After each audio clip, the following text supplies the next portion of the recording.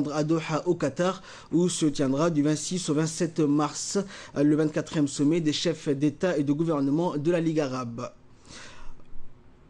Plusieurs sujets dont la restructuration de la Ligue arabe, les voies et moyens de créer un plus grand niveau d'échange économique et commercial entre pays membres de l'organisation, la question palestinienne sont entre autres à l'ordre du jour de ce sommet. À son départ à l'aéroport international d'Ambouli, le président de la République a été salué par tous les membres du gouvernement et les personnalités civiles et militaires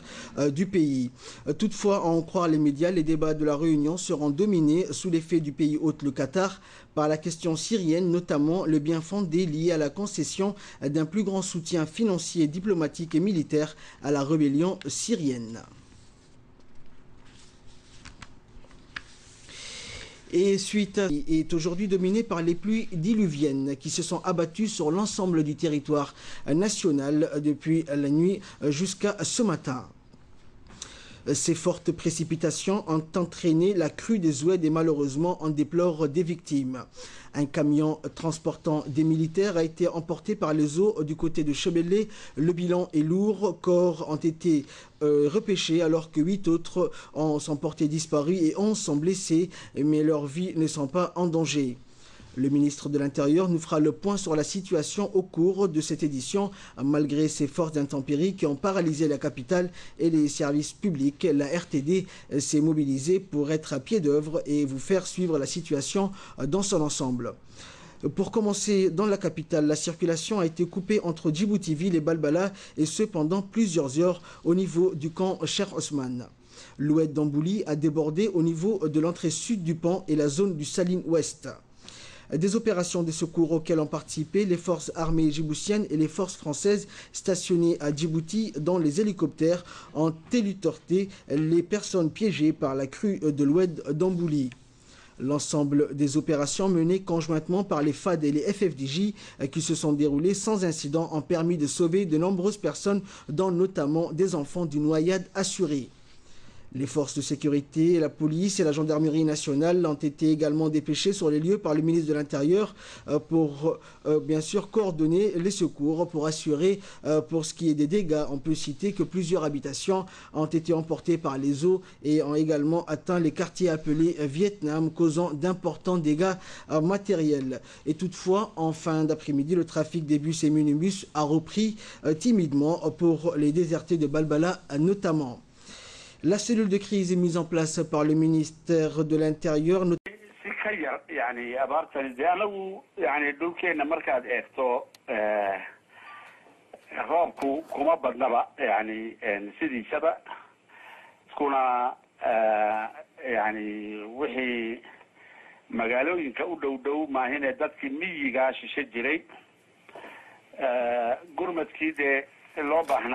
intii aan karayna anagu waan bilownay dadka waxaan ku qiyaasnay 117,000 oo qof oo waqooyi iyo koonfurba leh marka wixii de qayla dhaantiina maanta ayay ra'iisul wasaaraha iyo wasiiradii ku shaqo lahay arrinkaasi ay sameeyeen 2009kiina madaxinkaas waan ogeyn oo way jirtay iyadana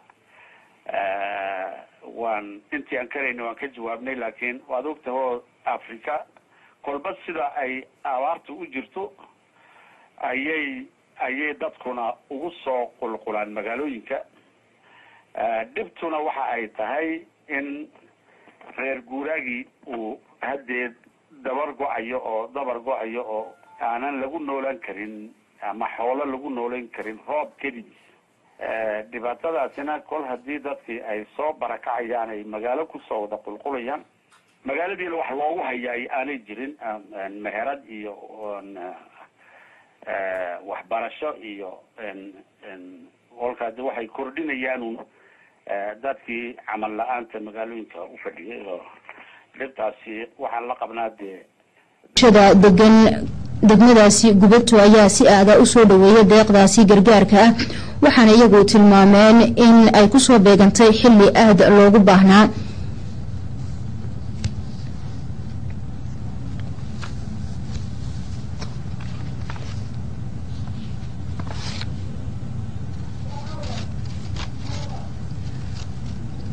maanta halkan waxaan noogu keenay cunto waana tii u horeysay ay onaarsigu bixiso marka waxaan aad iyo aad ugu mahadnaqaynaa direkteerka onaarsiga aad iyo aad baan ugu mahadnaqaynaa waxa kale oo aad iyo aad ugu mahadnaqaynaa xildhibaanka gobolka iyaga xildhibaanka gubato Ismaaciil Abdoon Yoonis ninkaas oo isaguna dadaal weyn noo galay oo markaan u sheegnay baahidii waxaan weydiisanaynaa direkteerka onaarsiga mar labaad iyo mar saddexaadba inuu noogu soo cesho waayo oo maanta ficil ahaan iyo cunis ahaanba waan u baahnayn waxaan ku jirnaa waqti dhaxan ah waxaan ku jirnaa waqti abaar ah aad iyo aad baan u baahanahay dadku waa iska shoomeerin حتى واحد جوجو دوري يتوان قف وش متفرق وش قينيي أو ما تا حفظوا بيا دري دبل سارين ما كان واحد ودي سنة إن الدولة ده أو ناس جبا يهيا ذهبا إن ينسوق جاران أو أي معاونين أو كنان ورحم بنا شيء أوار بنا قد عدي قالي ورا دمنا يا حوله وردتين ورا أوار بنا كجرا ورنسوق جارا وحي إسلامه ونطر كريو باسكي وين سوق قاعدي وحباي نو كانت اسماعيل ابتدو يانا لجوغا اسغا نو قيبيي اسغا نو قيبينيا هاو ما تياي دبتيغي وهاسنا يا waxay yeelaysi waa ninkii uu taageero noo helayo waxa noogu dareeray waa dhaxanta caruurta weeyaan xoolihiina way dhimanayaan waa nimaan la dhigseerka waa uma naqnay wax badan